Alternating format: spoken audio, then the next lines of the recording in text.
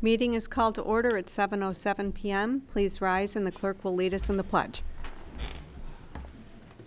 I pledge allegiance to the flag of the United States of America and to the republic for which it stands, one nation, under God, indivisible, with liberty and justice for all. All right. Slice of bread. May I have a motion and a second that the agenda of April 23rd, 2019 be approved as submitted? Second. Any questions or comments? All those in favor? None opposed. Thank you.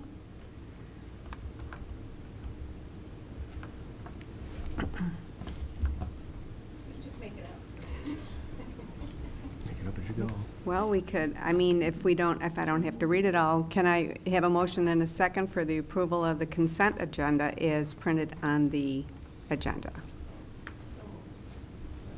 Any questions or comments? All those in favor? None opposed. Thank you. Should I restart my computer or something? No, they're all It's all they're all happening? slow. Everything's All slow right, here. so we're on to treasurer's report. It's all there in the packet and online, so may I have a motion?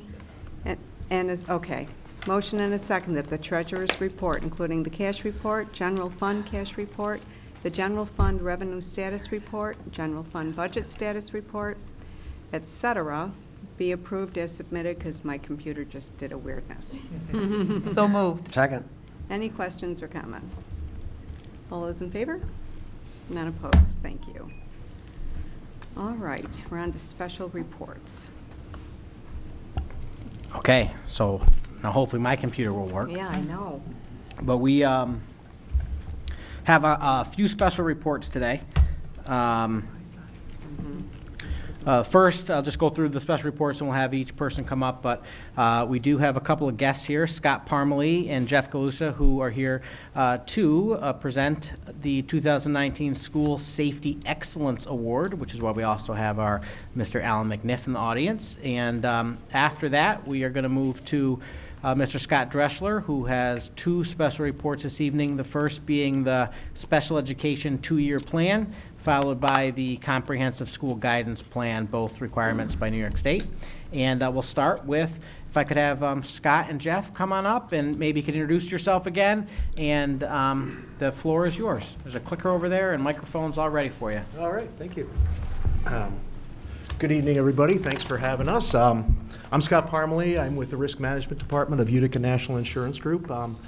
This is the 16th year that we have had our School Safety Excellence Award. Can everybody hear me okay? During these 16 years, we presented about 1,500 awards and awarded approximately almost $500,000 in award money to our school districts. And what they utilize these funds for is to they put it towards the risk management and safety programs within the district. You know, some examples, we've had, buses that have had numbers put on top so you can track them better and things like that. So this year, 156 districts received awards, with 138 of them receiving the titanium level, which is the highest level of award that we give out to our school districts. So that is a record, if you will, for awards that we've given out. So it's very encouraging to see that this year. Everyone involved here in the Penfield School District, Alan and his team, they put a lot of work into putting together the checklists and evaluating the safety programs. This is the second year that Penfield School District has received the award, and it's a testament to your commitment to promoting a safe environment for your students, for your staff, and for our visitors and our community. So I'm very happy, being a resident here in Penfield, I'm very happy to see that. And with that, I'm just honored to present the 2019 School Safety Excellence Award to the Penfield School District. Thank you.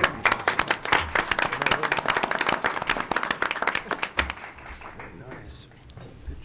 Picture. Congratulations. All right. Thank you. Nice. Hi, yeah, I'm Jeff Galusha. I'm the district's insurance agent with Canaltown Insurance, and I'd just like to say that this is a very big deal. And it's all on Alan. He picked the ball up and he ran with it, and congratulations.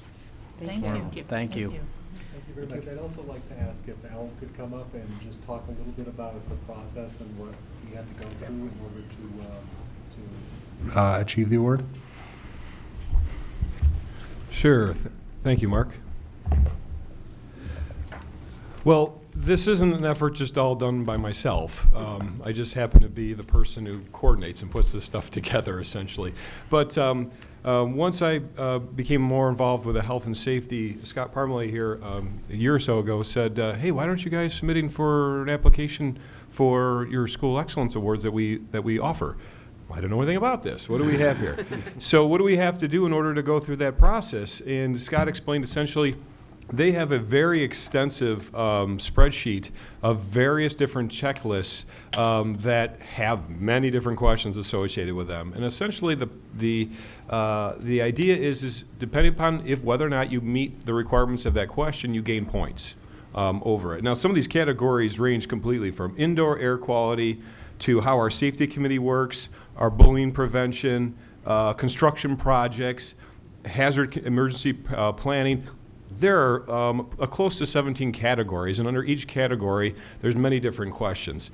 And a lot of these pertain to various different departments within the district, from transportation to athletics to even bullying and what Jim Pfeiffer heads up. There's lots of aspects that are associated with the district and how we run. And as Scott identified, we received titanium level because we achieved so many points, we got up to that highest threshold. However, we do have goals that we're trying to set for next year. The one we didn't achieve, which was titanium with honors. The difference is, there's one small difference, is that we are meeting the answers to the questions. However, we don't have a written document to prove it, if you will, for some of these aspects. So we're going to do that next, okay? So we're going to create that. We're going to get there. We've already talked about it in the Health and Safety Committee meeting, so we're going there, and Billy Egger knows it's going to be part of his tool as he's part of that committee. And obviously the board members that are associated with that certainly help steer where we're going in our direction when it comes to health and safety. So it's certainly a staple that we've always been doing along the way, but now we have some recognition to prove that we're doing the appropriate things. So with that, thanks. I appreciate you folks being here tonight, and we're gladly accept this award on behalf of the district. Thank you. Honored All to be Thank here. you. Kudos, Alan, and to your team.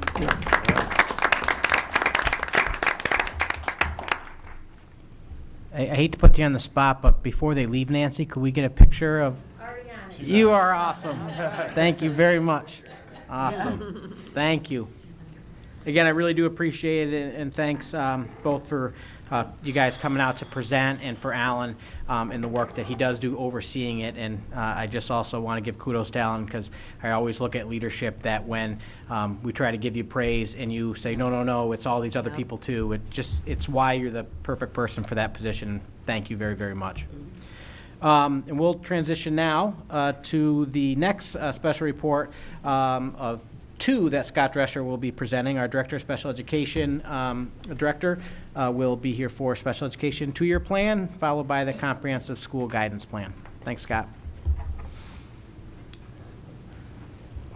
They're tall. Good evening. Good evening. Hi. Good Not to everybody. put pressure on you, but everybody clapped after that last special presentation, so. I thought the crowd was for me, so I appreciate that. So again, It I'm is, Scott Scott. Drescher, It's for you. Director of Special Education. Thank you guys for the ability tonight to be able to present all the positive things that are happening in Penfield. So the first one that we have here is, I always like to start with the mission statement. Jim Pfeiffer is my boss, and he always likes to keep us grounded within that. So I mean, there's a couple words that stick out to me in this, is where it sticks with me with students with disabilities, special education, and PPS in general. All learners, collaboratively, individual diverse talents of all of our students. So as I read through all of this, I kind of just keep those words in mind as we kind of move forward. So the special education plan, per New York State regulations and compliance, is pretty comprehensive, and it's very regulatory in nature. I mean, there's specific subjects around, like specifications of room diameters and areas for students with disabilities, depending on the ratio of students to teachers in there. What I tried to focus on is kind of where we're at in Penfield, and what we're looking to reflect on continually and moving forward is the graduation options that New York State has thankfully kept consistent for about 1.5 years, so you could expect change next year. And the continuum services in Penfield and how that relates with the end in sight of graduation. We're a very successful district, but there's always, again, time to reflect on our practices to make sure that we can make sure all students are getting where they need to be. Again, the graduation options, they've stayed consistent. At the end, we have some graduation data that's in the report as well. But the Regents diploma, you can pass the 5 Regents exams. Last year, they added the CDOS as part of that for general education students to be able to access that credential as well, to take away from that 5th Regents exam if you're not a very good test taker. They have the local diploma options, which are listed there, and then the exit credentials. That CDOS credential also serves as an exit credential in itself, which is a certain number of hours towards work experience that a child can graduate with as a standalone, and the skills and achievement credential. So what we'll do here is we'll use these options to look at our continuum of services. And this has stayed consistent because this is what New York State recognized as our continuum of services. And as you start at the bottom, it starts with the least restrictive, and then as you go up to the top, it gets to be more restrictive. What I like to keep in mind is as you get more restrictive in this, it doesn't necessarily eliminate any option as far as a Regents or a Regents with advanced designation. It just means that there's probably less students in your classroom, or your place of education may be separate than a school setting, and it goes all the way up to residential. What the next couple slides are going to focus on is our shift in the next year, and we've made a couple shifts, small shifts in our special class programs. We're lucky enough to have a special class program, kindergarten through 12th grade. These are the 2 pathways. If you think about just split in 2, there's a Regents and a local pathway on the left side. That curriculum then is aligned and scaffolded to the Common Core learning standards. The levels there you're going to see are K through 12th grade, and pay attention to that ratio, which is 12-1-1. The next one is for students that are at a different pathway. It could be that CDOS that I talked about, that Career Developmental and Occupational Studies, or that SAC, which is the end result of students that are alternately assessed using the New York State alternate assessments. And that curriculum is very modified to meet individual needs of students. And you'll see that ratio, we started to change last year, is a 12-1 plus parentheses the 3-1. And I'll go into a little bit more detail when that slide comes up. So that first pathway for students that are in our special classes, this year, again, it's aligned to Regents and local diplomas. So in kindergarten, starting in 12-1-1, your child they have an essential curriculum thanks to the directors and all the work of the TOSAs and the teachers that write that curriculum. They've essentialized all the core components of that, so that aligns with all of our Regents that are sometimes considered gateway regions. The change here that we'll see that's in the plan is kindergarten through 2nd grade has historically been 12 students, 1 teacher, 1 teaching assistant. 3rd through 5th grade, we shifted to 15 students to 1 teacher. For next year, kindergarten through 12th grade is going to stay 12 students, 1 teacher, 1 teaching assistant. And the purpose behind that is really twofold. I was not here historically when that change occurred. But 15-1 sometimes is the least restrictive special class, and it describes students that can be mixed together just because of their common needs. The 12-1-1 is a little bit lower of a ratio, but that really reflects academic and some behavioral modifications that may occur within that classroom that sometimes can't be handled within a general education classroom. And that really reflects a lot of the population that is successful within our 12-1-1 classrooms. And historically, again, when you go from 2nd grade to 3rd grade, it had magically changed to a 15-1. But then when you went to 6th grade, it goes back to the 12-1-1. So this cleans up everything for the purpose of transparency, communication with parents at CSE meetings. And that consistency in program has been there, the way we say it out loud, but now the way on paper in our continuum of services, it actually looks consistent as well. So the next pathway we made a little tweak to last year, and that includes students with some significant cognitive disabilities, some language disabilities. Some of that program may primarily focus on habilitation and life skills. And that ratio starts out as an 8-1-1, kindergarten, 1st grade this year. And that location was at Scribner. After kindergarten, 1st grade, the students transition to another building, and they go to a 12 students, 1 teacher, and the 3-1 ratio. For next year, the anticipated change is there's 2 changes that are going to be occurring. The location of that Scribner classroom, in order to eliminate the transition for our neediest students with need of the most supports, is going to be at Harris Hill, where the rest of those second, third, fourth, and fifth grade classrooms are. So we'll eliminate all transitions for students with significant disabilities, and the ratio will change to a 12-to-1 to 3-to-1. So just a little bit of clarification on the 12-to-1 to 3-to-1. 12 students maximum, 1 special education teacher. That 3-to-1 is there so that we can predict based on student need the amount of related service support in there or teaching assistance support. So that 3-to-1 is a ratio of it can be a TA, it can be a speech pathologist, it may be an occupational therapist, it may be an assistive technology teacher, it may be a physical therapist. But for 3 students in there, you can share that time, and it really helps us predict based on the needs of the students where we need to allocate those services. And that will be kindergarten through 12th grade all the way through age 21. So that helps, again, create that consistency in that program because we were going from 811 to 12131, but the program remained consistent. So now for parents and for educators and for everybody involved, it looks and sounds the same. Yeah. This is a very small image, but I wanted you to see it. You can't really see the back. The back says draft. This is really what it looks like at the elementary level for the next 5 years. The second line down is for next school year. You can see that arrow pointing down from Scribner where it describes the change in ratio and also the change in location. And then after that, Harris Hill will be able to hold that cohort of students. So we can really focus on which students or which services that we need to bring in from BOCES to go to one building. With our partnership with Strong Developmental Disabilities, we can have their allocation of services focusing on one building based on need. And then it talks about the shared responsibility of their schools with that other pathway of that 1211 regions-based and local-based pathway. This will be posted on the website as well. But it will stay in draft form because, again, depending on the needs of the students, depending on enrollments and all those things, you never know where classrooms may be.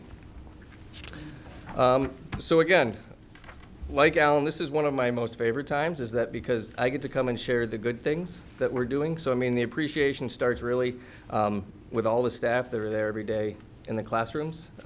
I try to get out there as much as I can. I should be out there more, and I wish I could be. But it's all of the teachers, the TAs, the bus drivers. I mean, everybody. And then as far as CSE compliance goes, it's the special ed administrators at every level, and we've pushed some work back to the building levels for Rick Borman, Jen Lerner, and Chris Brown, and Mary Sapone, and they've just risen to the occasion to be able to do those things too. So again, thanks to everybody here. The report itself is very comprehensive. If you have any questions about that, I thought I had put graduation data, but there is graduation data in there.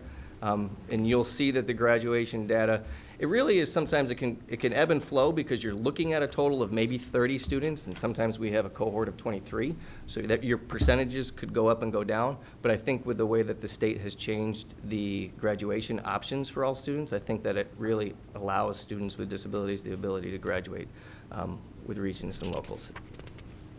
Any questions? Board members? No, I guess you covered it. All right.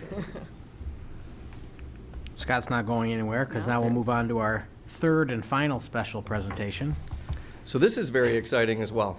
So my /PPS hat and everything at the heart of kind of my personal beliefs, the state is also in there too, and Penfield has embraced as well.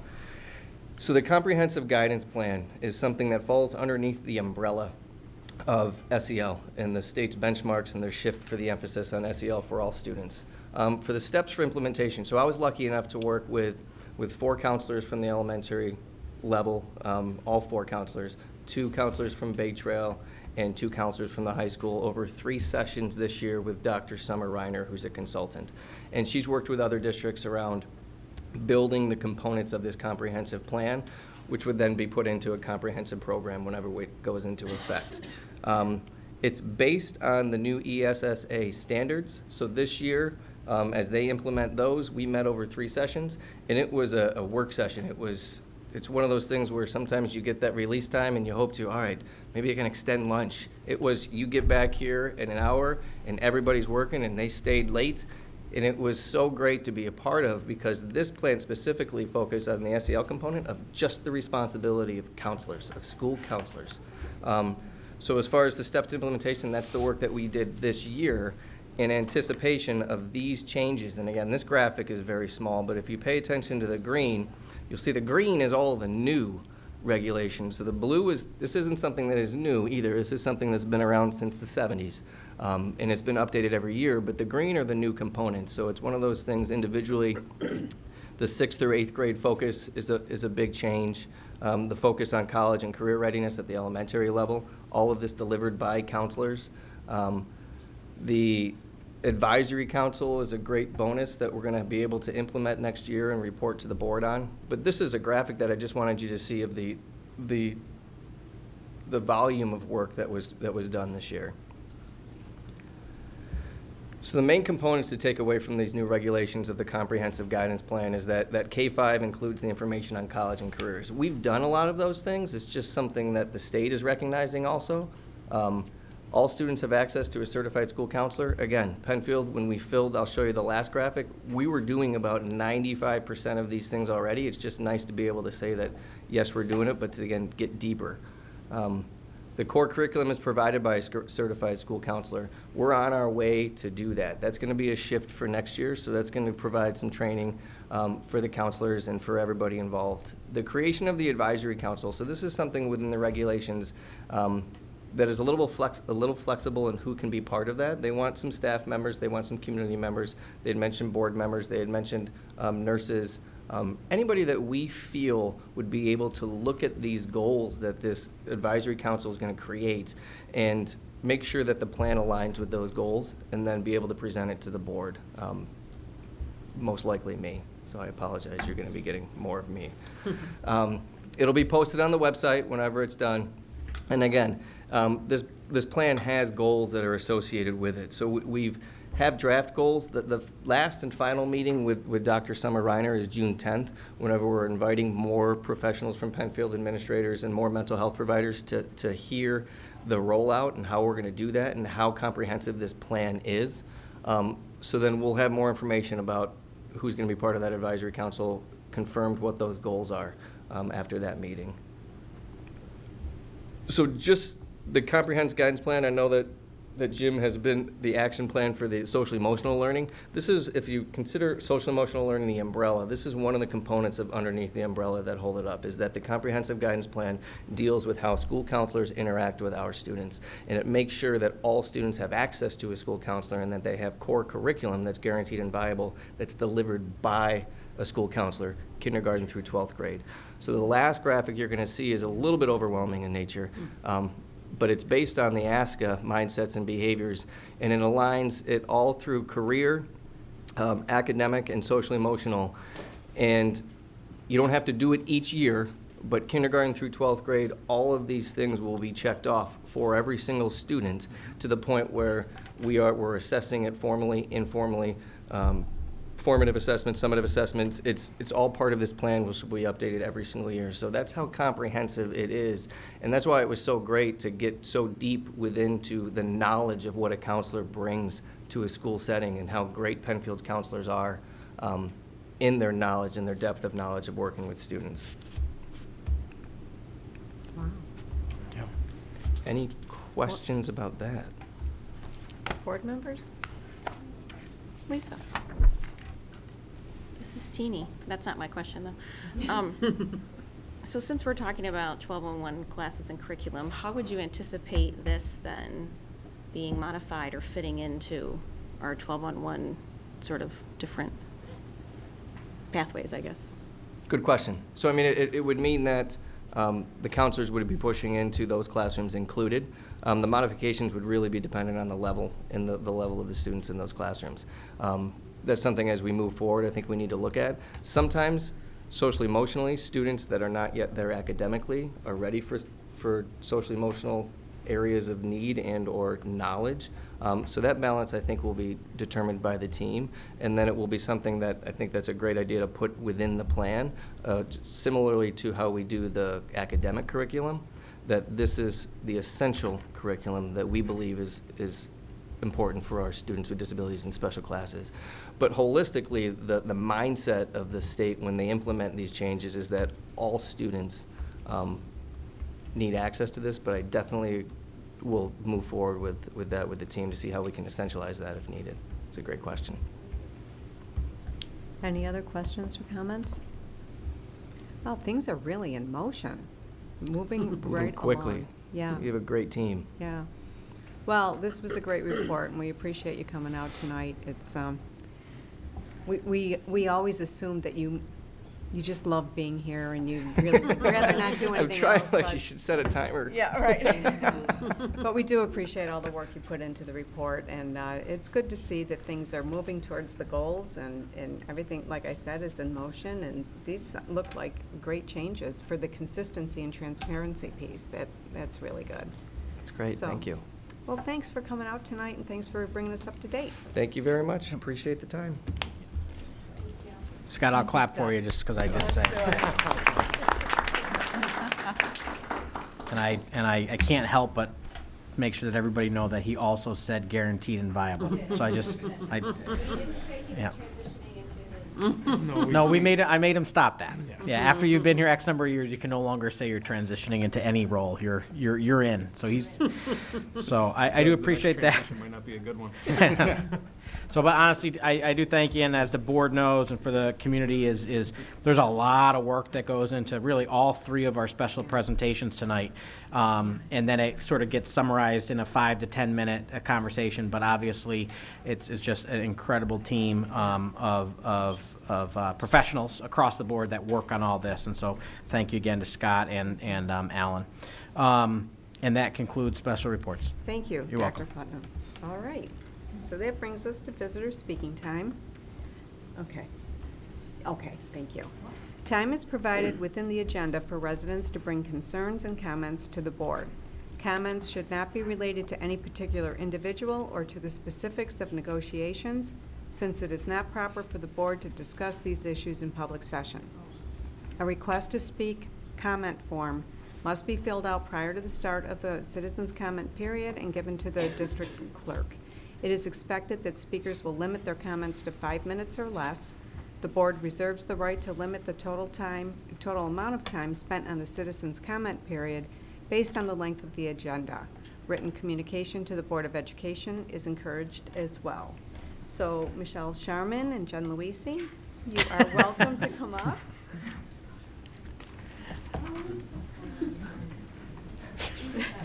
No, you don't need to clap. It's fine. Are you sure?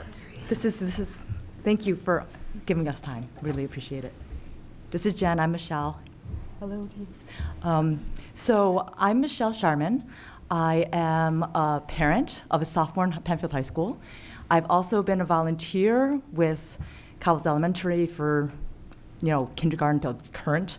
I was a volunteer in Bay Trail Library. Stop smiling at me. Bay Trail Library for 5 years, even though my daughter has now gone to the high school.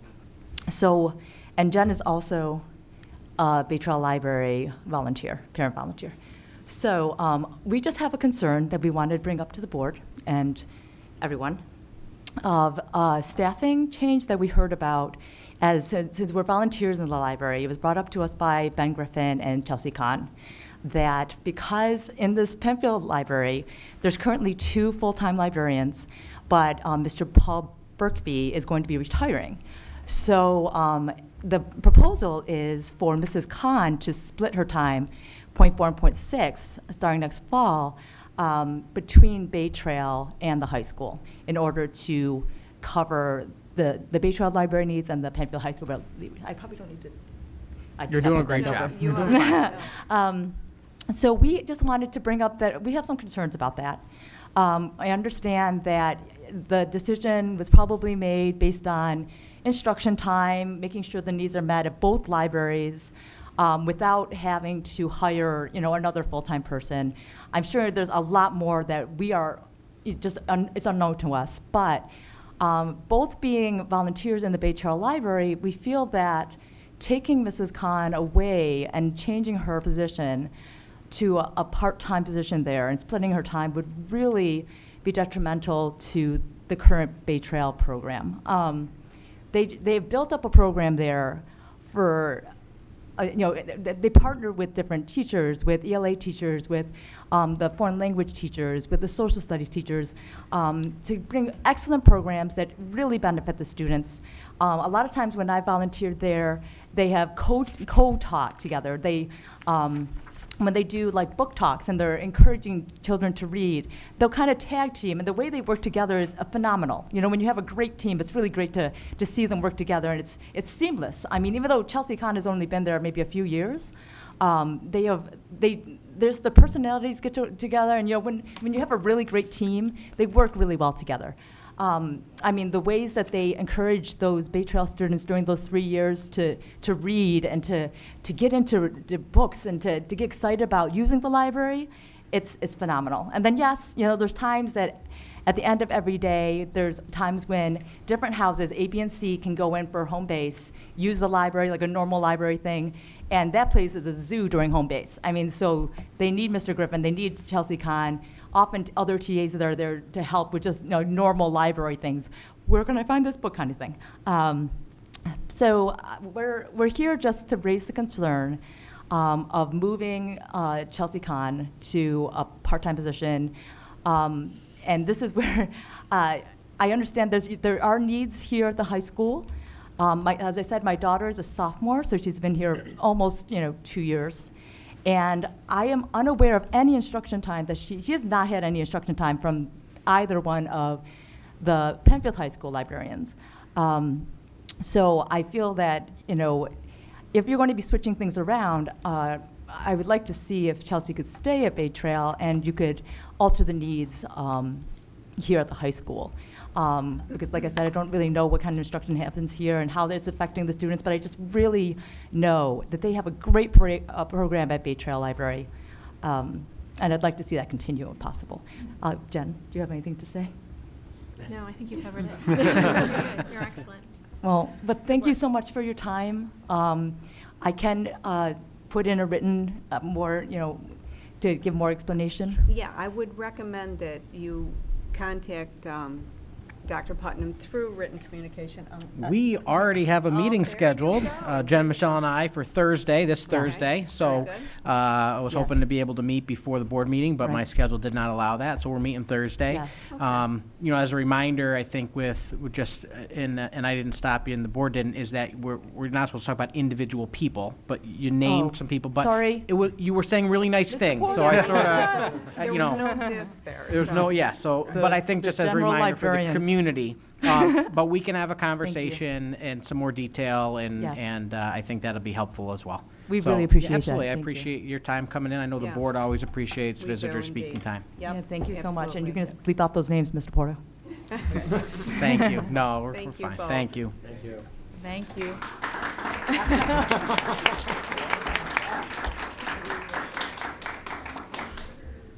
Okay, Levia. Just for the community here, Levia, I do expect a round of applause after your presentation as well. You started something tonight.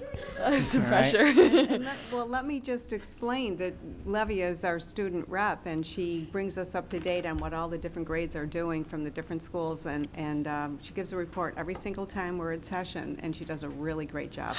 Thank you. Okay, to start off tonight's report, at Harris Hill, they're using their playground to learn about pushes and pulling, integrating physics into their daily lives. At Cobbles, 5th grade students Skyped with a parent who is currently stationed in New Mexico with the Army Reserves and were taught about the option of joining the military after high school. At Indian Landing, the 4th graders visited RMSC, learning about Native Americans, the Underground Railroad, waves, fossil, and earth science. They held the 2nd annual Animal Extravaganza with activities of clay animals, dioramas, and nonfiction research books. At Scribner, Alan Wolf, a talented author, taught 2nd graders how to present, teach, and perform poetry. And they also held their annual square dancing day, and they invited Mr. Callahan, who is a professional square dance caller, and parents who were able to watch their children. At Bay Trail, Career Week continued with PHS teacher Mrs. Orno visiting and expanding their knowledge on her being a veterinarian before becoming a teacher. The Science Olympiad Bay Trail team traveled to Syracuse for their state competition. At Penfield High School, a group of diverse students proudly represented PHS at the Rock to Change Student Summit on Race. United Basketball started with Penfield High School students playing on teams with students with disabilities, which raised morale and encouraged unity. The Penfield High School sophomore semiformal was held at Shadow Lake Golf Course, where students had such a fun time. 2 students competed in the state math league at Middletown High School, representing PHS proudly. And a group of students, including myself, had the privilege to travel to Greece and Italy over spring break, where we learned about different cultures and really excited to see things we learned about in school in person. Students out in elementary schools participated in the All-County Orchestra Band and Chorale, which was held at Penfield High School. And elementary students began the Think Green, Act Green initiative on Earth Day, which was yesterday. And students made posters, composted trash during lunches, separated their food waste, plastic bottles, trays, and garbage. Nice. Any questions? Thank you, Lavia. You always do a very nice job Thank for you. us, and we appreciate all the time you put into that. Is she going to be able to stay tonight? Did you need to be excused tonight? No, I can good. stay. Yes, I know that, but you never know, because it's always some, you're busy. All right, great. So now, superintendent's reports. All right. Dr. Putnam. Thanks. So Olivia always does a great job, and I knew we had 3 special reports this evening, so my staff and student honors is short, because she always talks about great things. So I just wanted to, one thing that's not going to be in mine, I just wanted to say is around team compost. And so at our 4 of our elementary schools, they did start on Earth Day yesterday, a compost project, and it's been incredible.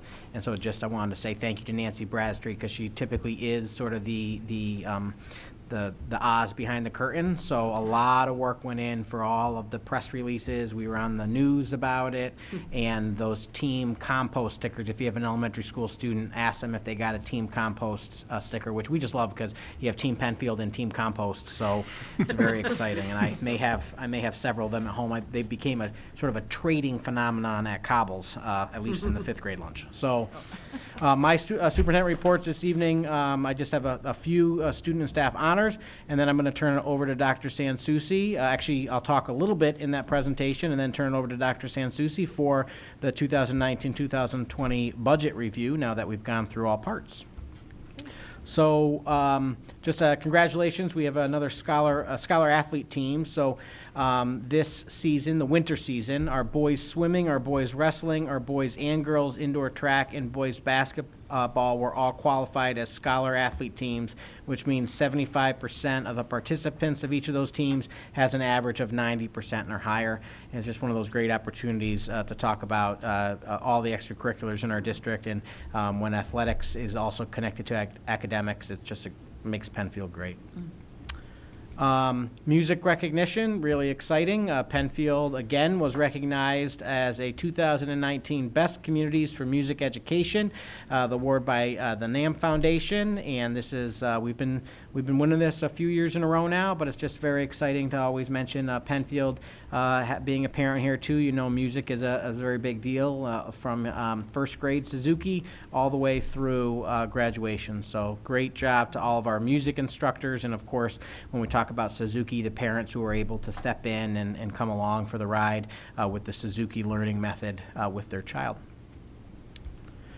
Science Olympiad, we've reported on this team, and a couple meetings ago, the Bay Trail Science Olympiad team was here, but they went off to their state competition after presenting here to the board, and we just wanted to point out that they did get, they placed 35th out of 242 teams across the state. But what's really exciting, that's great, but also wanted to give a shout out to Isabel Roth and Ariana Broadwin-Spoils, who they got second place in the Crime Busters category, and I will tell tell you, without going into detail, one of the most difficult science Olympiad categories. So huge that our kids from middle school came in second place across the state in that category, and then 35th out of 242 teams is just fantastic. Those are my 3 student and staff honors. I promise I'd keep it short this evening. But those are impressive, really.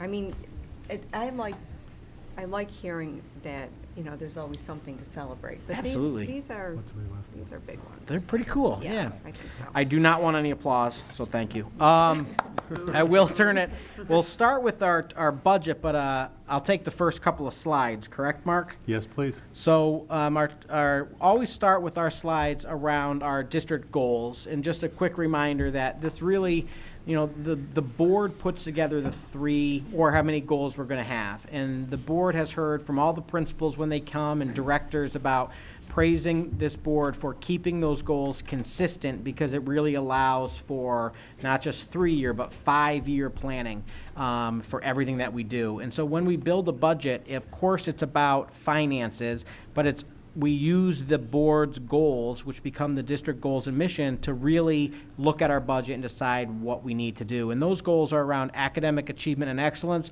but I always point out that's also about the development of the whole student, our SEL initiatives. It's about partnerships, both within our district and outside of our district. And of course, fiscal responsibility. We want to make sure we bring a budget and structure one that's going to maintain safe and effective facilities, provide adequate resources, support our academic goals, but also reflect the financial values of the community, which always gets more and more difficult with a tax cap that we, as everybody in New York State, lives under now. So I always like to point out just some of the great things when we talk about our sort of motto in the district is building a bright future, and these are all really test score related, and as you know, as a superintendent, I send a letter to folks about required testing, and I always say we allow parents to opt out. I explain in my letter why I believe it's important, because my own kids will tell you that state testing in our family is important, because it's not how they do on the test, it's how we do as a district, because rural districts and urban districts are able to use it as a baseline, so we make sure that every kid in New York State is really getting an adequate education. And so we don't add a lot of stress on the state testing. We really don't we try not to do test prep and trying to prepare kids that way. Just really strong curriculum and great teachers and teaching assistants and school staff. But we have some really great results in our state test. So all 4 of our elementary schools ranked in the top 12 out of 162 schools in the Rochester area in 2018, based on 4 years of test scores. Bay Trail Middle School was ranked 3rd out of 97 area middle schools. Penfield High School was named once again to Newsweek magazine's list of 2018 America's Best High Schools. And the Penfield district as a whole ranked 4th out of 67 area school districts. And I say every time I present the slide that I will go toe-to-toe with any superintendent that we do it better, but not always on test scores. So we do some great stuff and support our students, and I love this place. Outside of just test scores and looking bigger at the high school, the graduation rate last year was 96% when the state average is 80%. 92% of our graduates in 2018 continued on to college. 96% earned a Regents diploma, like Scott just talked about. And then 77% of those students earned what's considered an advanced designation degree, which is additional testing, additional Regents exams, and that is just a staggering number of what our students are doing as they graduate. 139 of our high school students and graduates were named AP Scholars in 2018, including 6 National Scholars. The reason graduates are in there is because the AP test scores don't come out until typically July, so if they were seniors and they took that test, they're counted in that number of 139. And then beyond test scores, we just announced again the 2019 Best Community for Music Education. We had 126 students that were selected for state and county music festivals. Science Olympiad, the high school team earned 48 medals at regionals and 4 medals at the state competition. I've talked endlessly about the Bay Trail team, so we didn't add it to this slide, but obviously they're doing great too. Odyssey of the Mind is the Bay Trail team placed 3rd, 5th, and 6th in regional competitions. And then athletics, just absolute numerous county and sectional championships. Just a great place and so much to offer here in the Penfield district. So the budget calendar, I'll turn it over to Mark now, and you can talk about how usually it's all green or you change colors, but now like we're through the whole thing. Right, so the green went away. Yeah. But really, this is just here to remind folks the path we've taken so far. So we began in October when this board established a budget calendar, and we worked through some preliminary items. We looked at last year's audit. We had a presentation by the auditor. The board developed goals, assumptions, and guidelines for this year. And then finally, in January, we began the work of putting the budget together. We worked through January and February, looking at each of the pieces of the budget and the way that we split it up, and talking about what those changes and what those items supported. March brought BOCES, and then finally, at the second March meeting, we took a look at the proposed budget in its entirety. And there's still a little bit of yellow left because tonight we need to approve and adopt that budget that's changed just slightly from the budget we looked at in March. And tonight we'll also be voting on the BOCES administrative budget as well as adopting the property tax report card. So the two things that left to be done at the end of this year's cycle are a public budget hearing on May 7th and then of course the vote on the 21st. This is where we ended up. So this pie that you've seen in previous meetings, we looked backwards because we're building the new year. This is this year's pie. You can see that it's changed very little, if at all, from the previous years. The vast majority of our budget supports classroom instruction, BOCES services, and special areas such as libraries, special education, school psychologists, and so on. Of course, there's transportation and benefits to support all of those folks. This is what that pie looks like year over year. So you can see there's not a lot of change. This isn't a year of dramatic change for the district. Really, it's a year of incremental change as we move forward. You can see that in this slide. So the most significant components are in transportation, buildings, and grounds debt service. That includes some new debt service, supporting our building initiatives.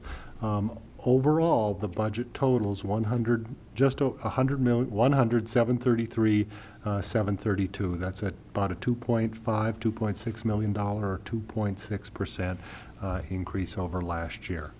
That's the expenditure side of the budget. I didn't dwell on it because we've spent the last months going over each of those components. But it's only half of our story. So the other half of the story tonight has to do with the tax cap.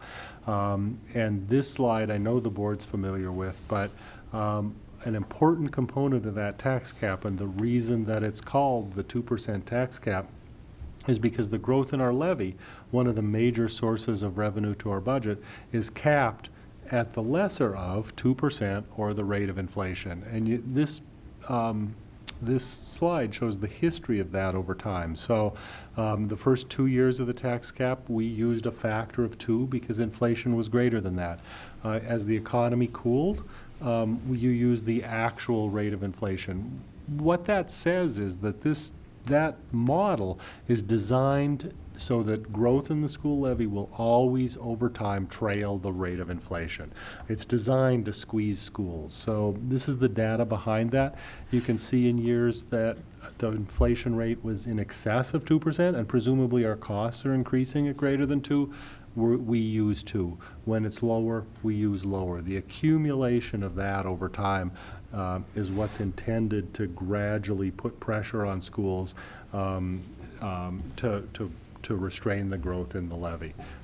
There's other factors that go into that calculation. So tax-based growth factor, changes in pilot, the allowable levy growth factor. You can see that math for us here. What it turns into for us, our 2% tax cap for this year is just about 3%, 2.99%. That we call it a cap, but it's not necessarily a cap.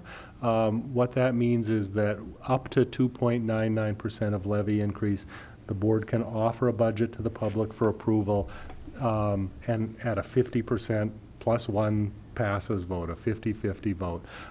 Beyond that requires a 60% supermajority. And those have been unsuccessful, fairly unsuccessful across the state. So it really is it really is functioning as a cap. Again, 2.99%, and you can see our revenue sources year over year. So the real property tax, state aid, and everything else in the budget. This pie really tells the story of Penfield's revenue stream. 65% of our budget is supported by the taxpayers, about 28% by state aid, and 7% all the time we spend talking about all the other components of the budget, including draws from reserves, fund balance, and so on, and lost book fees and interest earnings and a million other things, really only compose 7% of that total. This is the detail of that. So this budget includes almost $28 million in state aid. That's a $700,000, or almost 3%, 2.7% increase year over year. A slight increase in sales tax, a decrease in pilots, payment in lieu of taxes, and that's really just those properties that are on the rolls, on the pilot rolls, aging off through that natural process. We are proposing fund balance of just over $2 million. That's the same as we appropriated last year. Slight decrease in our draw from ERS reserve, $100,000 based on the declining rates. And that's left with then the revenue of last resort, a tax levy of $65,162,943. That's a 2.9% increase. Actually, it's a 2.94% increase. We're just slightly under the 2.99 cap. The Penfield has been under the cap every year since the adoption of it. We're in year 7. We've been at or under the cap. This puts those two pieces together. This slide puts the two pieces together. You can see the components of the budget that we've worked through over the course of the last many months, and below the three major areas of revenue supporting it. So we're proposing overall a 2.6 increase in the budget of just about $2.6 million to $100.7 million, and that will result in a levy increase, a tax levy increase of 2.94%. That levy increase, of course, is interesting to folks, but what they really want to know is, what's my bill going to change by? Like, how much is this going to change my tax bill? And that's affected by equalization rate changes. So an equalization rate is the state's decision on how the assessments in your community reflect reality. So the assessments and change in assessment tends to trail the market, if you will. So, and we've seen that recently, really countywide, but I think particularly in Penfield, the houses aren't on the market long, they turn over quickly, they're selling at full price. What's happening is the assessed valuations of the home are trailing the state's decision. This is not a town or local or county or certainly school district determination, but the state does testing. They look at the value of properties, and they've determined that at this point, the assessments in Penfield on average are at about 90% of what that house would sell for on the market, sort of in an arm's length transaction. So Penfield's equalization rate fell from 100% to 95 and now to 90. They have planned a reassessment for next year. They had initially planned one for this year, but it was delayed. They had, I understand, some computer issues. So it's put off. It'll happen for next year, and we'll go back to 100. But it matters to this process because we distribute that levy amongst the towns in part based on the assessed valuation and the full valuation in those towns. Macedon, the same thing's happening. They're declining as well, and Walworth as well. Parrington, Pittsford, and Brighton will remain at 100%. Parrington assessed last year, as did Brighton the year before. And we just have a tiny piece of Pittsford, and they're maintaining at 100%. So those drive changes, those equalization rate changes, wrong computer, drive changes in the tax rate. And so what you see here are varying rates across. This is our estimate, and I always emphasize at this point it is still an estimate. The assessors are not yet done with their tentative rolls. Once the rolls are posted, there's grievance day, much work left to be done. And changes in the equalization rate are still possible. But we have an obligation. Folks want to know, how that levy, that 2.94% levy is going to impact taxes. And so you can see here the relatively higher increase, 80 cents per thousand in the town of Penfield, a 3.08% increase, decreases in the other towns, and an increase in Walworth. Those changes really, the difference in those changes is really driven by the changes in the equalization rate, because the total amount of money collected by Penfield is fixed in total at the 2.94%. It's just how is it distributed across the various towns. The way that works is, again, based on that equalization rate. And the intention is, this is the slides of those rates for 1920. And what it shows is that the idea behind it, it's sort of a complex formula. It's hard to understand. I think it's confusing for our public. But the idea is one of equity and fairness. The idea that no matter how the assessment practices are in your town, or what's going on in your town of assessed valuation versus real market value, that everybody with the same market value home ought to pay about the same in taxes. And so that system attempts to do that. And what you see here is with Penfield at its 90% equalization rate, they're saying a $90,000 assessed valuation in the town of Penfield right now. Really, that house might be worth $100,000. So the tax rate of 26.84 returns against a $90,000 assessment, 2414, the same as in the other towns with different levels of equalization. So while it's confusing, and believe me, I've spent a career trying to understand it, it is intended to provide equity. This is probably the more relevant slide for our public. We provide, and we will provide in our newsletter, our estimate of what the impact is on a $200,000 assessed home. That gives folks the opportunity to kind of eyeball their spot in this and understand how the impact would be. You can see it's slight decreases based on star and changes to star, varying across all the towns.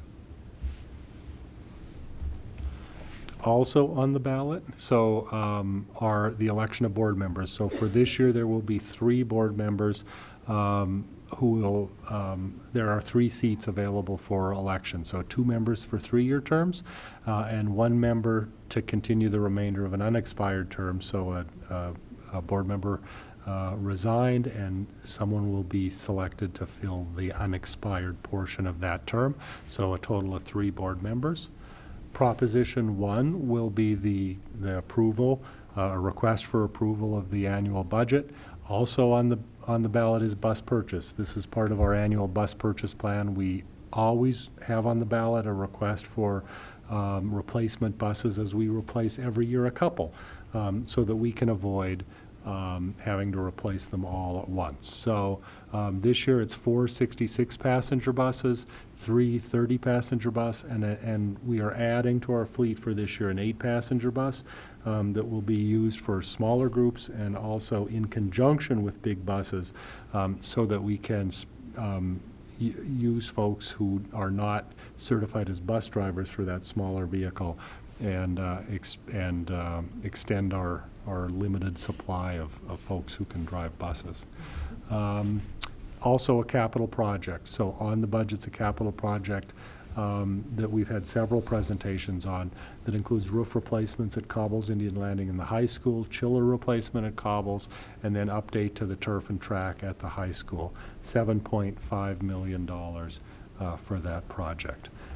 The final presentation of this budget is at the budget hearing on May 7th, the budget vote and elections on May 21 at the high school from 6 to 9.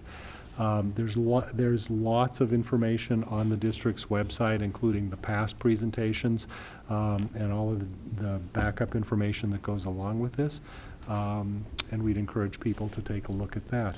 Are there any questions? Board members? No, you've wrapped it up nicely, Mark. Thank you very much. I appreciate it. Thank you. That concludes superintendent reports. Thank you, Dr. Putnam. All right. Yeah, I'm a little bummed about it. Thank you.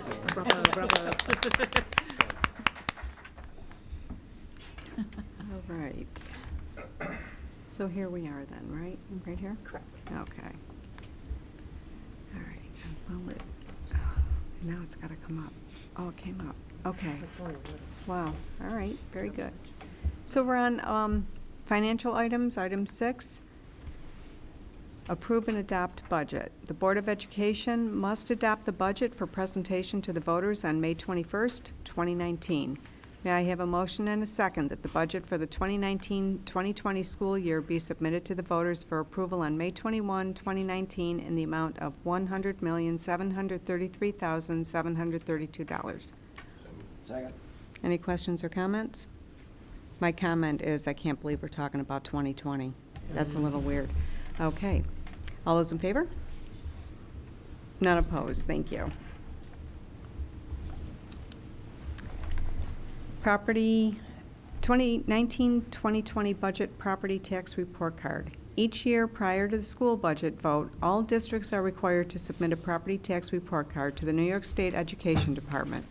The report includes information on the proposed school budget and projected tax levy, as well as restricted, unrestricted, and appropriated fund balances. The required report showing information for 2018-19 and 2019-20 is attached. The property tax report card is due by the next business day after board approval, but no later than April 29, 2019. Be it resolved that the Penfield Central School District Board of Education approve the 2019-20 property tax report card as presented. Be it further resolved that the Deputy Superintendent for Business and Finance is directed to submit the property tax report card to the State Education Department by the end of the next business day following this approval. May I have a motion and a second? Second. Any questions or comments? All those in favor? None opposed. Thank you. Okay. Yes, that's this. Okay. Next on the agenda is a resolution authorizing Penfield to issue bonds if necessary to finance our share of the approved BOCES capital project. This $22 million project has been approved by all the component districts. Penfield approved the joint agreement authorizing the project at our March 12th meeting. This is the next step in the process for the BOCES capital project. All participating districts will be issuing a bond resolution. This resolution establishes a plan of financing. While it authorizes Penfield to issue debt, we intend to fund our share of the project using cash, and this is stated in the resolution. The resolution also establishes the period of probable usefulness of the project and provides for the publication of the required notice of estoppel. The full text of the resolution is published in the agenda. It has been reviewed by the district's bond council, and approval is recommended. This resolution requires a roll call vote. May I have a motion and a second for approval of the bond resolution dated April 23rd, 2019, as described in the agenda? So moved. Okay, do you call it then? Okay. Any questions or comments? Okay. So, Barbara Babiars, Aye. Lisa Benati-Chidsey, Catherine Dean, Aye. Mark Elledge, John Piper, Aye. William Yeager. Aye. 6-4, none opposed. All right, thank you. All right. Shadow Lake tax refund. Shadow Lake Properties LLC formally challenged the tax assessment for real property located at 1850 5 Mile Line Road. Tax ID number is listed for tax year 2017-18 and 2018-19. The town of Penfield has agreed to certain reductions in assessment. Justice Doyle of the New York State Supreme Court, Monroe County, issued a decision adjudicating these challenges and reduced the assessment as follows, which is written on your agenda. May I have a motion and a second that the Board of Education approves the payment as described above and authorizes payment of the refund from the tax certiorari reserve? Any questions or comments? Lisa? Mark, we have to just do whatever the town says, right? Like, when this happens, we can't go back and say, like, we don't want to give you our money back, right? We do, or we can. Oh. So the way this process works is that when someone brings one of these challenges to assessment, they have to notify all parties that are impacted. So that's the county, the town, and us. So we're the taxing jurisdictions. The town obviously takes the lead. The assessor is the town's assessor. But we have the right to, and we most often do, we can join into that proceeding, and that means that we have to agree to whatever settlement is made. And a settlement can't go forward unless we agree. If the town agrees and we don't, it means for us to go forward at that point, we have to pick up all the costs of Right. carrying it forward, but we do have that right. We did so in this case, so we were part of the negotiations. We were kept up to speed by the town, and we agreed with this decision. So, you know, it's a matter of some negotiations and also looking at, you know, appraisals of the property and the evidence that they have, and we, both the town and the town felt that it was a fair, that this was fair, and we agreed. So we do, but we do always have the right to disagree. Gotcha. Thank you. You know, I never would have thought to ask that question because I thought we just had to do it. So, yeah, that was, thank you for that. Did we vote on this? No. Okay. That's right, because this was the question comment period. Right. All those in favor? None opposed. Thank you. Okay, policy review. Dr. Putnam, please. That's great. Yeah, so we have some first read policies and second read. For our first read policies, policy 5640 is around smoking and tobacco use. Just for the record, you can't do that on school property. We did really just looked and substituted some new language for the word ensure based on legal advice we received last year. There are certain things the board can't ensure, like you can't ensure nobody is going to smoke on property, but it's the fact that you have a policy, and then we would obviously follow through with that policy if a rule was broken. And for the record, just so you know, that's not just students, that's across the board, that's anybody. New York State law. Spectators yeah. at our events, and people who are working here, even people that are, you know, in the construction field who are here doing capital projects are not allowed to smoke on school property. Our other first read policy is 5655, energy management and conservation. We did remove, and this is all online for you to review, we removed the first paragraph, which was a narrative about the conservation of energy, and felt that it didn't really need to be in policy. We simplified some language in 2 paragraphs and replaced the word ensure, and we corrected the title from Assistant Superintendent for Business and Finance to Deputy Superintendent for Business and Finance. Also has regulation, which doesn't necessarily need to get board approved, but we always bring it here to make sure we're transparent. And that regulation of energy management and conservation, we deleted the introduction sentence, which was similar to the policy, and we replaced the word ensure. And the last policy we were bringing the first read is 5660, School Food Service Program, Lunch and Breakfast.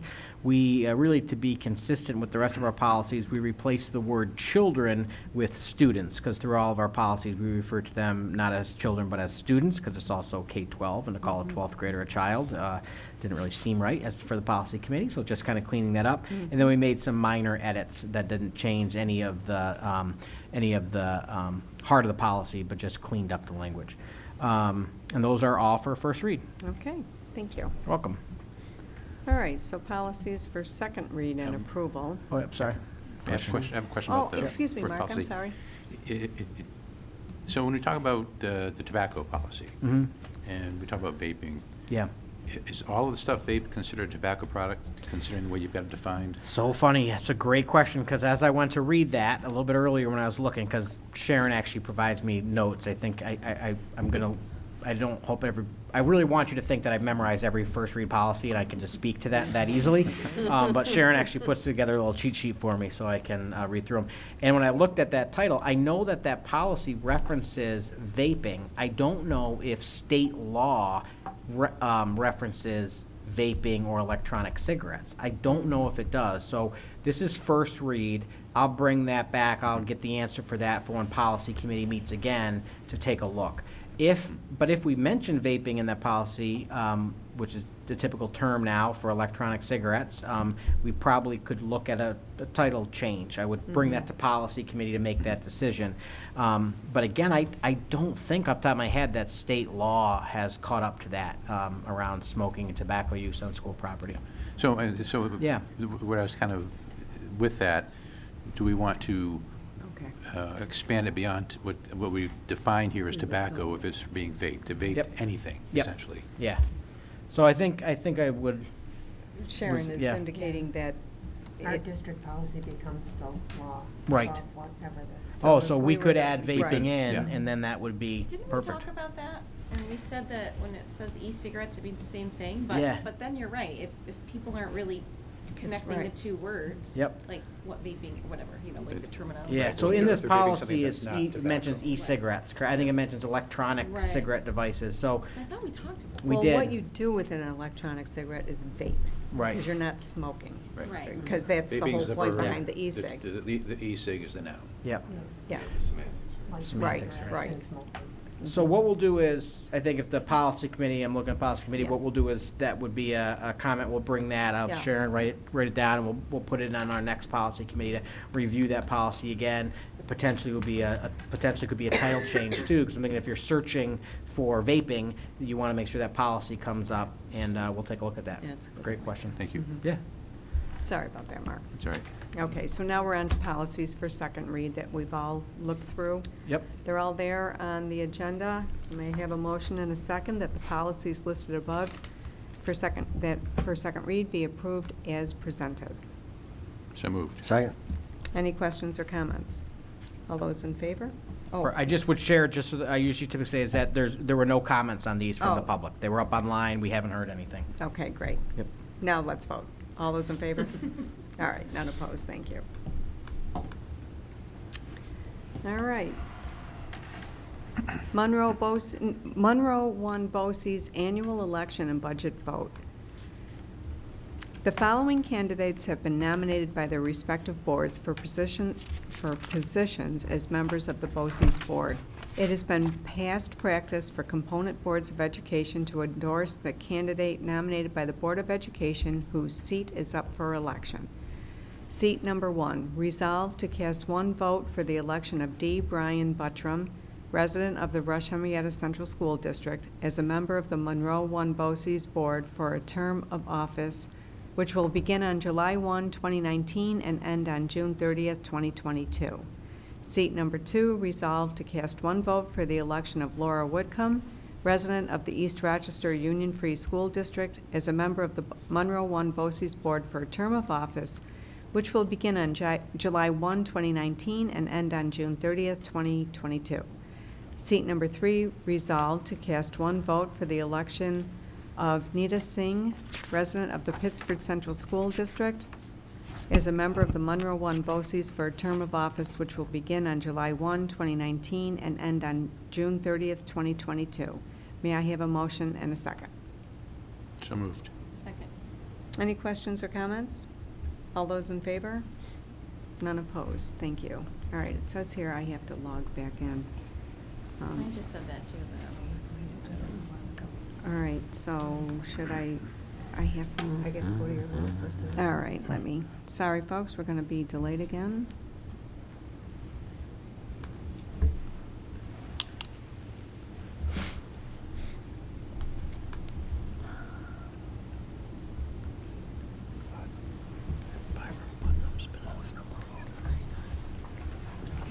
Let's see.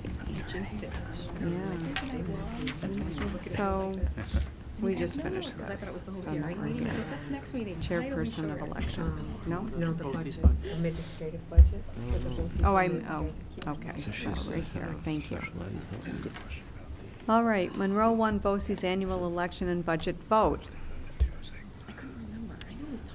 Recommended action that the Board of Education approve the BOCES administrative budget in the amount of $5,586,353 for the 2019-2020 fiscal year is submitted, number 8B.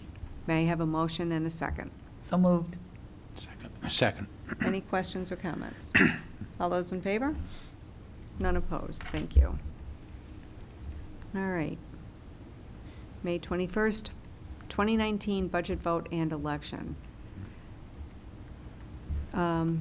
Board approval of the chairperson of election for the May 21st, 2019 vote is required. The chairperson of election is an eligible voter of the Penfield Central School District. That the Board of Education approve Megan Doherty, Esquire, to serve as at the election of Board of Education candidates and vote on the budget on May 21, 2019 as chairperson of election. May I have a motion and a second? So moved. Second. Any questions or comments? All those in favor? Bill?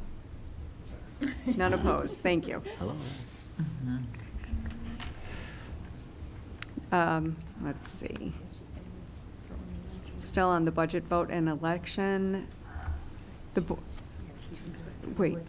Now with the chief election inspector. See, it didn't go ahead. All right, let me, we did chairperson, right? Now we're on B. Now we're in B. We need a Okay, but elections it's not moving. chief inspector. Lincoln. Oh, No. oh, I that see, means it's yes. thinking about- Okay. No, it should be there. Chief Inspector of Election, yes, here we are. Board approval of the Chief Inspector of Election for the May 21st, 2019 vote is required. The Chief Inspector of Election is an eligible voter of the Penfield Central School District. That the Board of Education approve James Ryan to serve at the election of Board of Education candidates and vote on the budget on May 21st, 2019 as Chief Inspector of Election. May I have a motion and a second? So moved. Second. Any questions or comments? All those in favor? None opposed. Thank you. All right. All right. Board approval of election inspectors and assistant clerks for the May 21st, 2019 vote is required. All inspectors and assistant clerks are eligible voters of Penfield Central School, and they are all listed there in your agenda.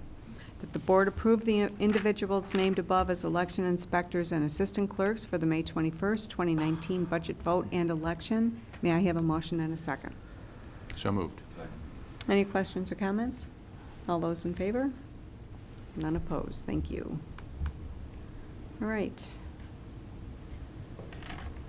We have our 2019-2020 Board of Education schedule of meetings as all listed there in the agenda. Meetings are generally held on Tuesdays at 7 p.m. in the Penfield High School Library unless otherwise noted. Special meetings will be scheduled as required. May I have a motion and a second that the Board of Education meeting schedule be approved as listed? So moved. Any questions or comments? All those in favor? None opposed? Thank you. All right, our MCSBA committee meetings. John, you wanted to take steering? Oh, yes. Please.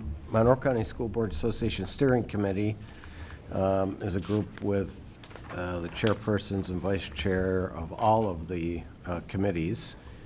And we met on March 27th, and various reports were given. And the focus, I think, of the day was, of the lunch, was that even though the budget's been approved in New York State, our legislature is far from over in doing good or not so good.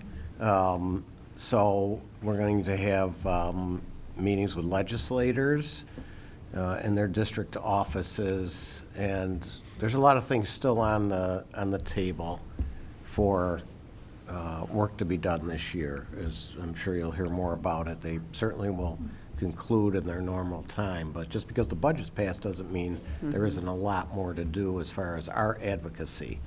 So that was discussed. And then tomorrow night, the executive committee, which is comprised of the presidents and the superintendents and Monroe County School Board officers, will meet, and then we'll give updates on that. But and then at steering, we also saw the budget for next year. You know, Monroe County School Boards is an association, so it's different than us, and they have a budget. And I'm pleased to announce that dues, which we pay, will remain the same for one more year. And we've been working with a very antiquated dues formula that hopefully there'll be a study group over the summer to look at and bring some sanity to this dues formula that was devised many, many years ago. But it's to keep it fair and balanced, because as you know, we have districts that have, you know, $100 million budgets and some that have $20 million budgets in our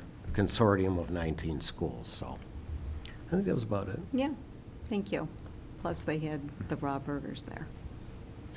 Oh, the raw burgers, yeah. raw They burgers. tried to do hamburgers for the first time, and Oh, my gosh. they were raw burgers. They were raw burgers.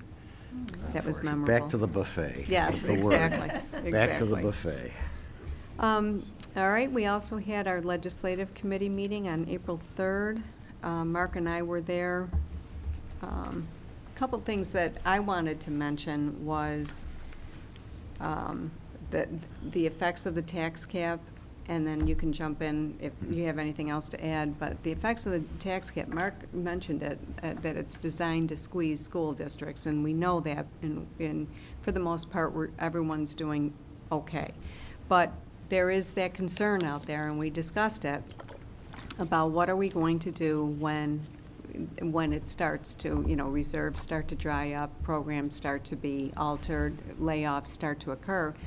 And we have this very, you know, acute understanding that people look to school boards to fix these things, but there's very little understanding of how school boards have to do what the state tells them to do with a lot of things, unfunded mandates, this 2% tax cap. You are left wondering where the commitment to public education is when there's this adversarial posturing. So right now, the general public is not aware of it. So we had that discussion of how are we going to address it. So that'll happen at some point. And we discussed how we should be mindful of how we need to message to the public at large about how severe the consequences could end up being. So that discussion has been started. I know we've mentioned it before, but we did spend a lot of time on it at our last legislative meeting. And John mentioned that there's going to be meetings with our lawmakers, and Mark, maybe you can pick up here with the, because I asked the question, if the tax cap was approved again without compromise, I asked the question, well, then what's there to talk about? But you had great insight as to how we move forward with this, the tax cap limitations. So did you want to address that at all? Well, I think the first thing is, as you say, the whole 2% levy has slowly squeezed down schools, and some are really getting pinched in a hard place. Right. We're fortunate that we're I'd say in the sweet spot between urban and rural, so we're I think a relatively wealthy district, so we have more room. But the key thing is financial planning. You know, this is a not a business, but it's a financial institution or financial aspect of it. Long-term financial planning is important. That's why a year or two ago we refinanced some of our bonds to help with that long-term. What this does do is it fixes the tax, the foundation for the tax cap at 2%. We don't have to worry about, as we saw earlier in the evening, it going up or down, and what is it going to be this year. That allows us to plan long-term, because it's not going to fluctuate much. It's going to fluctuate based on the growth of our real estate, the value of our real estate, and a few other minor things. But it's going to be fairly constant from here on out, which makes it easy for Mark to do long-term planning. I will say, though, now that the tax cap is now permanently at 2%, it also means that the commitment for mandate relief has been permanently forgotten. Yeah, wow. You know, there is no more argument about this. There's no more, well, we'll deal with it when we make it permanent. It's gone. Mandate relief never materialized. It was never going to. You know, and I think pragmatically you realize it, but the commitment that they made to us in that aspect, they never held up to. Now, the state, our representatives do have a lot of commitment to us when it comes to schools. They are committed to the schools, and they do a lot to help us fund us. So I don't want to say that they leave us high and dry, but No. that's gone. Mhm. And they have done some other things. If we look at we now are able to have a TRS reserve fund, because when we talk about stability, that what we pay every year for the teachers' retirement system, I can't think of the name of that one is, that goes up and down based on the investments and the returns on that. So now this allows us to create a fund to help stabilize that. So we put money into that fund as we have money, and if it gets spikes up where we have to pay a lot more one year because returns, the market was bad and the returns were terrible, we can draw off of that, which helps keep our budget stable. Right. So that's the kind of thing that they've done for us. It helps us. There's a couple of things that came out from the legislative committee meeting when we look at the legislative activities. Things that help us. The building condition surveys are now going to be staggered, which, although we're still going to be on schedule, I guess we're going to be on the schedule part. It used to be that when they did this, every district did it the same. You have to do it every 5 years. That 5th year, every district did it. So there was no rolling surveys. Everyone did them, piled them in the same year. Now it's going to be staggered and rolling, which will help us because we're not trying to compete against other districts for services. So I think that will help it be more cost effective, and then getting them to review it will be better too. APPR is now permanently disconnected from state mandated tests, so we don't have to have that. That's gone. That's a big win. And then the other thing that came up was we're talking about the census, which is in the news these days because it actually went to the Supreme Court today. Yeah, I know. To hear about the question on citizenship. So we talk about these in the abstract. Went to the Supreme Court. It really affects very specific things, and whether or not regardless of whether you're for having a citizenship question on here, it's important that we have all of our residents represented and counted because that affects what they decide as the population, the demographics of the population, that affects funding that the district and our other organizations that provide community services in the county, how much money they get. So it's important that all the groups work to make sure that everyone is counted, and whether the questions are on there or not, we want people to complete those census because that helps represent our, helps represent who we represent. Mm-hmm. So that's what I have. Well, great. It was a feisty meeting, yeah, there was Yeah. a lot to cover there. Thanks, Mark. Yes.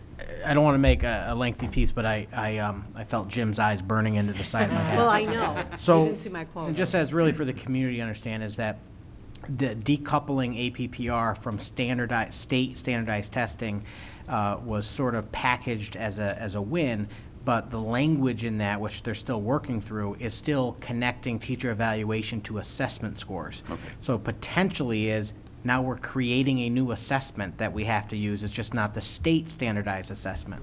Oh, So okay. we did a lot.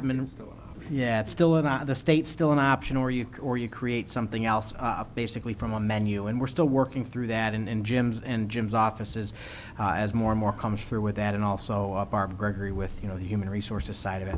So it was a bit frustrating. The superintendent group put something out, and Monroe County School Boards also talked through it. It's just I have to just mention it because it was sort of packaged as a win. I see Bill Yeager over there as a sitting teacher in another district. It was frustrating for us because it just basically it was a shell game of, well, don't use this, or you can still use that, or you can go ahead and create a whole new test. By the way, you still have to give the state test. So it just, as we continue to look at that, we'll have to work through that. And we did, and we worked through the first APPR and got to a really good place where hopefully, I think in working with teachers, they don't feel that pressure and stress because we're not a district that's going to say, test scores, test scores, test scores. We're more than that. So I said I wasn't going to talk long, but I did. Okay, You're that's welcome. okay. I was going to cut For the you off record. anyway. All right. Thank you. Very good. All right. Information exchange. Barbara and Lisa? My name is on there, yeah. You guys didn't meet? Okay. Well, We met. don't go there. I don't went. go there. It was Lisa and John Otney. Oh, was it? Last year it was Maybe it was. the wrong names. Okay, no big Oh, deal. okay. No problem, we can fix that. We can move Carried on. away with the names. We can move on. Everybody went to it. For labor relations. Labor. Tomorrow. Okay, okay. Okay. That's I fine. did go to Information Exchange, and just can share quickly, it was a reschedule of the one that was canceled back, I think, in March because of the snow. They brought a presenter in, and it was very fascinating. The title was "Is Race an Ace?" And so we've talked about ACEs at the board and with the Monroe County Youth Behavior Survey around those adverse childhood experiences. So it was really neat because it was, is race an ace? ? And the presenter really just sort of walked through really the impact and the data around, focused really on students of color. And really the impacts when you look at sort of the data in terms of the things I think we all know from watching the news in terms of the school to prison pipeline in certain areas and the impact on health and life expectancy, and can you really remove race from working with students. And so it was really just a thought-provoking presentation that I think was very well received by the school board members there. I was adopted by Rush, Henrietta, and Hilton. They let me sit with them. So. But it was a nice presentation. Nice. Okay. Oh, sure. As part of the postgraduate fellowship that I'm doing, I had an opportunity to go to DC between our last two meetings. So to 2 points. One, we were able to do a whole policy sort of review and how it relates to disability. And there was a whole race component. So there was a whole thing about healthcare disparities. Yeah. Which was really interesting, employment and education. And so we had the opportunity to meet with a couple of our Washington offices. We didn't meet them directly because they were all in the Betsy DeVos thing that was going on, which I really wanted to go to, but that was not public. But we met with Chris Collins' office, Chief of Staff, and oh my God, I'm blanking. Oh, Joe Morelli. I'm like, I could see him. And we talked about full funding for IDEA Act and also early intervention crisis. So it was pretty cool. That's great. I had my little Penfield hat on. You were ready to go. I was ready. That's great. Well, speaking of travels, Tom, John, and I went to the NSBA annual conference in Philadelphia, and that was quite something. It was big. I mean, the convention center was, I don't even know how many blocks long it was. It was a very huge venue, and it was, so there was a lot of seating for the classes that we took, but it was exhausting in a lot of ways because of how far all the hotels are from where the convention center is. It's not very easy to get around. We had to Uber, well, a lot of Ubering and all that. What we would like to do is fill you in on the classes, the seminars we took at the next workshop. But I can tell you there was a huge focus on apprenticeship programs. So I went to one of that, cyberbullying, social, what do you call it, social media, a lot of those kinds of things that the seminars that I took really reiterated how Penfield's on the forefront of a lot of the things that we do. It's pretty incredible. So we will fill you in on everything. There is a lot to fill you in on. And John and Tom, if there's anything else you want to add. Bigly. It was big, and It was big. 5,000 people. I mean, and huge diversity, much more than we would see at the New York State school boards. And in all ways diverse, and speakers much more diverse, wider variety, wider range. Really, I mean, we were killing ourselves just trying to figure out which ones we could get to cover, and we've got all these PowerPoints, and I think, going forward, it's a great education opportunity for the board. Going forward, I think greater than New York State school boards. I don't want to put that down, but it was in the very, conversations. Yeah, and it was very vast what they had Yeah. to offer. Yeah. It really, to me, it was just really interesting to go, so 2 years ago, I was lucky enough to go to the National Superintendent Conference, and there's one locally for state superintendents, and so I felt the same way, which is all of a sudden you're hearing from presenters and talking to the school board members and superintendents from across the nation, and Puerto Rico and Washington, D.C., and so, you just get a whole different world of concerns, questions, things that people are doing. And I'll just sort of piggyback on Catherine's comment. It is nice to listen and say, oh, we've been doing that. Social emotional learning, there's states that are like, they didn't know what it was. They haven't talked about it at all. And I sat with a board member from Webster in one presentation, because we all split up to make sure we sort of divided and conquered. And it was like, we're so far ahead of the game, which is nice. And we still have a long way to go, but it was definitely a couple presentations I was like, this is a nice reminder of some of the really great things we've done being in New York and being a school district like Penfield. But again, I thought it was really the first time I ever went. I know we talked about it, and as the board, when you look at sort of your plan for next year, I would encourage a couple people to potentially go. It's in Chicago next year, but you really get some broad ideas, which was really nice. And they did have a really large SEL component, which I thought was great. They did. So.